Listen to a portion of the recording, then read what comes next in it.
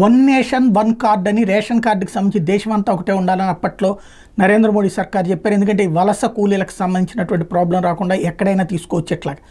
అలాగే మనకి ఆధార్ లాంటిది ఓవరాల్గా దేశం అంతటా కూడా పనిచేసేటటువంటి.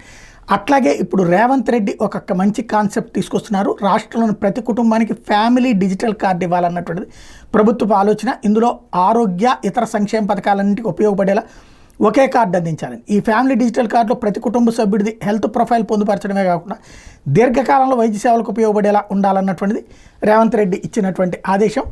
డిజిటల్ హెల్త్ కార్డుల జారీ అంశం మీద వైద్యారోగ్య పౌర సరఫరాల శాఖ మంత్రులు అధికారుల సమావేశంలో ముఖ్యమంత్రి చేసినటువంటి సమీక్ష.